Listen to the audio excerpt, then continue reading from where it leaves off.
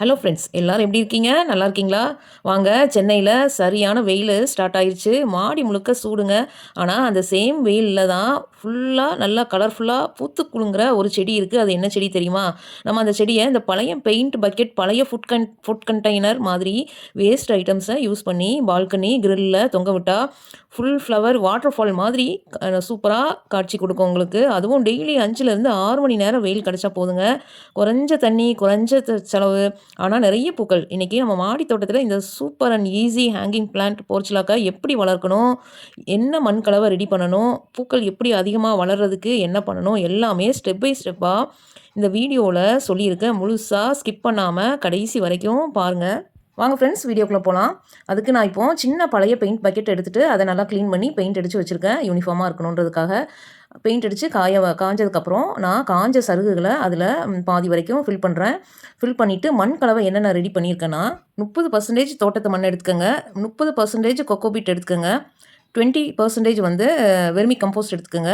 20% வந்து தொழு உரம், மாட்டுச்சாண உரம் அல்லது ஆட்டுச்சாண தொழு உரம், நல்லா மக்கிய தொழு உரமா இருக்கணும். இந்த மண் கலவைய தான் நான் வந்து நல்லா ஃபில் பண்ணியிருக்கேன் அந்த பக்கெட்ல.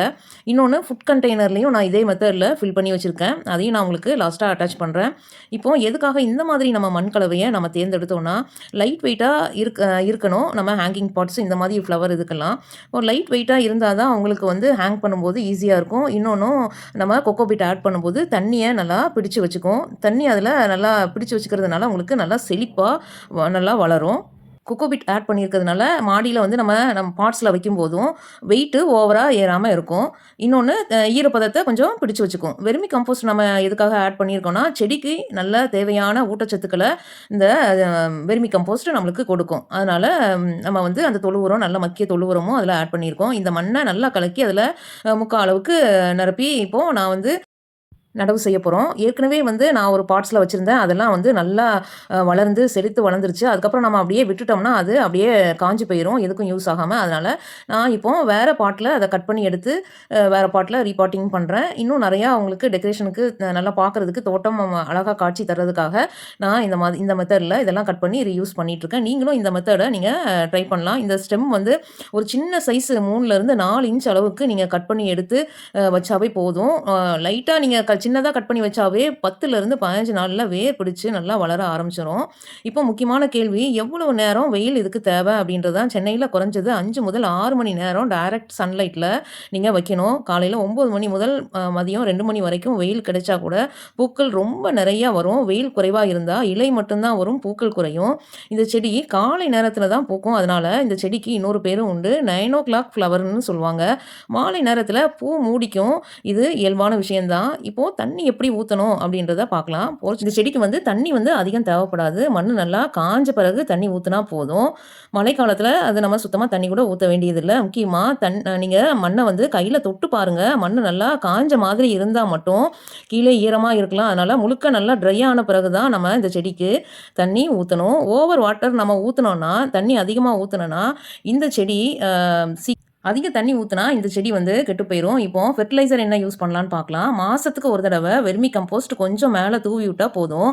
இல்லன்னா பனங்கிழங்கு கரைசல் இருந்துச்சுன்னா, அது கூட நீங்க போடலாம். பஞ்சகவ்யா இல்லன்னா ஆர்கானிக் லிக்விட் ஃபெர்டிலைசர் வந்து ஏதாவது ஒண்ணு 15 நாளுக்கு ஒரு தடவ நீங்க குடுக்கலாம். அதிக உரம் தேவையில்ல. இந்த செடி வந்து ரொம்ப நீளமா வளர ஆரம்பிச்சா, நீங்க லைட்டா அத ட்ரிம் பண்ணி விடலாம். அப்படி வெட்டின கிளைகள தூர போடாம மீண்டும் வேற பாட்ல நட்டு புதிய செடிய உருவாக்கலாம். இது ரொம்ப ஈஸி. நெறைய உங்களுக்கு இந்த செடிகள் பெறுகிறதுக்கு யூஸா இருக்கும். பூ அதிகமா வர வர இன்னொரு டிப்பு, வாடி போன பூக்கள வந்து உடனே கட் பண்ணி எடுத்துருங்க. அதனால புதிய மொட்டுக்கள் வந்து வேகமா வளரும். அப்போ ஹேங்கிங் டெக்கரேஷன் பார்க்கறதுக்கு ரொம்ப நல்லா அழகா இருக்கும். இப்போ நீங்க பார்த்துட்டு இருக்கிறது வந்து திப்பிலி செடி. அது வந்து நல்லா கொடியா நல்லா படர்ந்து வந்தத நான் வந்து இந்த பாட்டுக்கு இடையில கேப்ல வந்து அப்படியே வால்ல வந்து கர்டன்ஸ் கிரீப்பர் மாதிரி நான் அத வெளிய எடுத்து விட்டுருக்கேன். இன்னும் நெறையா வளரும்போது அத பார்க்கும்போது ரொம்ப நல்லாருக்கும். நீங்களும் வந்து திப்பிலி செடிய இந்த மெத்தட்ல கூட நீங்க வளர்க்கலாம். திப்பிலிய இப்படி கர்டன்ஸ் கிரீப்பர் மாதிரி வளர்க்கும்போது அழகாவும் இருக்கும். உங்களுக்கு வந்து நம்ம மூலிகைக்காகவும் அத பயன்படுத்திக்கலாம்.